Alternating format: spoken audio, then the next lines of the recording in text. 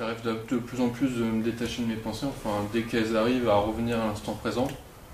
Mais après, un bout d'un moment, enfin, j'ai comme une espèce de perte de conscience où tout d'un coup je sens que je commence à m'assoupir et ça me le fait souvent lors de méditation et encore plus quand c'est des méditations de groupe. J'arrive pas à rester en conscience tout le long de la méditation. Je pars toujours dans une espèce d'un peu de sommeil. C'est vraiment un entraînement à rester droit. J'ai parlé tout à l'heure de se redresser intérieurement. Si la conscience se redresse et en regard de l'identification de cette conscience au mental et au corps, quand ça se calme, hein, que le corps est au repos, que le mental est assis au repos, la conscience, elle n'a pas encore vraiment l'habitude de rester droite. Et parce que ce qu'on appelle la méditation, c'est quelque chose qu'on vit tous les soirs avant de s'endormir. Le mental se calme, le corps est au repos, et l'étape d'après, quand c'est calme, comme si le vide apparaît et la conscience, boum. Hein? Donc ça fait quelques décennies que tu fais ça. Et là, l'idée, c'est qu'on fait la même chose, mais on reste droit, on ne dort pas.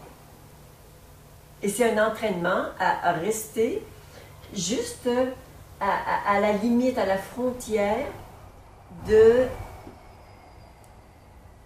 l'endormissement, donc avec un mental vraiment au repos, sans tomber dans le sommeil. Pour certains, dormir ou tomber dans le sommeil, c'est un mécanisme de défense. Mais toi, c'est pas ça. C'est un entraînement à rester droit. Et c'est un peu, comment dire, c'est un peu délicat parce que l'idée, évidemment, si tu remets ton mental en marche, tu es réveillé. Si tu remets le corps en mouvement, tu es réveillé. Mais là, tu les laisses dormir et tu restes droit. Et ce que tu peux dire dans ta méditation pour t'aider, c'est, tu prendras note tout à l'heure, peut-être, bon, François, on va le mettre dans le mail, ça peut être utile pour chacun. Je suis conscience éveillée. Et là, tu vas ancrer ça dans ta conscience, ta conscience individuelle, elle est en développement. Contrairement à la conscience totale, elle qui n'est pas en développement, elle n'a pas de commencement et de fin, mais ta conscience individuelle se développe et doit apprendre d'abord à rester droit et à se vivre en tant que conscience éveillée. Si on va aller plus loin, juste pour te montrer un petit peu le chemin, en tant que conscience, tu peux décider d'endormir le corps, un peu comme on endort un chat, tu l'endors. Tu peux vraiment voir que le corps physique dort, et toi tu es là, et tu es toujours éveillé. Tu vois, ça aide à avoir la dissociation, que c'est deux parties de toi totalement différentes.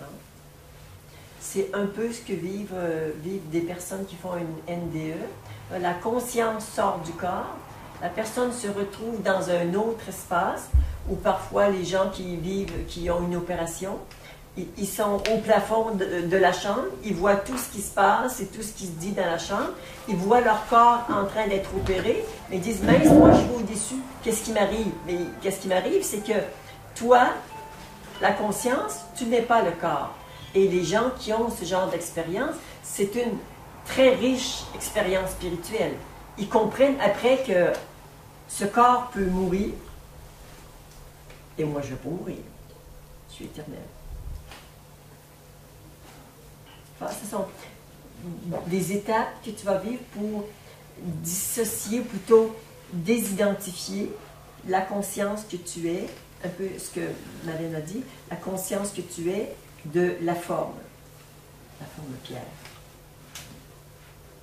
Après, il faut juste savoir que la nuit, quand tu dors, ta conscience, comme il n'y a pas besoin de conscience, ou très très peu hein, pour le sommeil, ta conscience s'en va.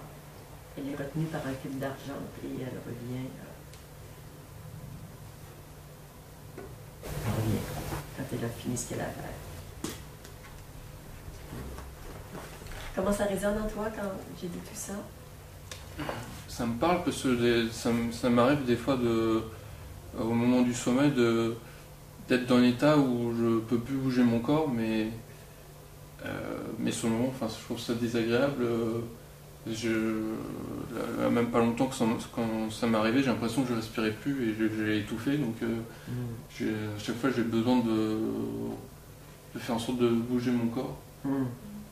Même si j'en ai conscience parce que j'ai déjà regardé des choses là-dessus et je me suis dit ça pourrait être intéressant d'aller autre part, mais quand ça m'arrive, j'ai plutôt envie de me réveiller en fait. Alors, bon, faire les voyages astrales, c'est autre chose, hein, c'est un entraînement, mais ça commence vraiment, comme ce que je t'ai expliqué, que la conscience endort le corps, se dépouille de toute volonté, hein, vraiment un grand relâchement, et il y a comme une énergie qui monte, la conscience sort du corps, et là, il peut voyager quelques minutes, quelques heures, et revenir dans le corps. Voilà. Tu dis, jusqu'à présent, tu as plutôt envie de bouger le corps et de retrouver les sensations que tu connais. J'entends ça. Aurais-tu envie d'expérimenter autre chose? Les voyages, par exemple?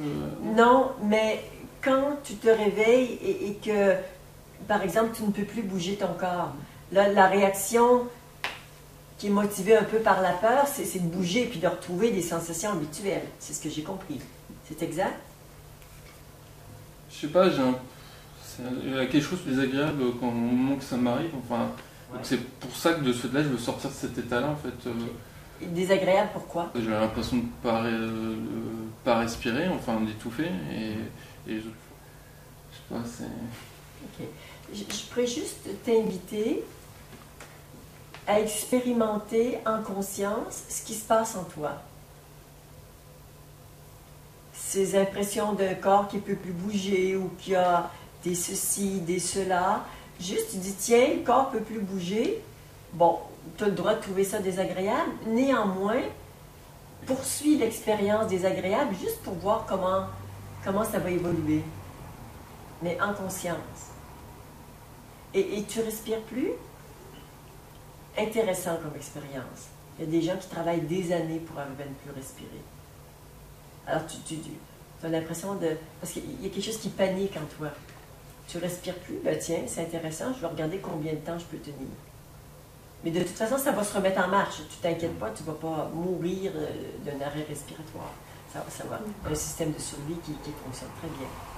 Mais juste, prends plaisir à expérimenter. Quelquefois, pour voir, sans forcer la finalité du processus, juste goûte-le, même si tiens, je vais essayer un truc, ben, je ne respire pas, et si j'essayais juste un petit coup de respirer, un petit peu voir ce que ça fait, joue avec ça, amuse-toi. Sans être endormi, enfin, là... Non, quand tu es chez toi. Oui. Je coupe ma respiration et... Non, parce que ça m'arrive, tu dis que ça t'arrive spontanément. Donc, quand ça t'arrive spontanément, tu peux même essayer de le faire si tu veux, mais mon propos c'était, quand ça t'arrive spontanément, au lieu de t'inquiéter et de vouloir tout de suite recommencer à respirer, vis en conscience que tu ne respires plus. Juste observer.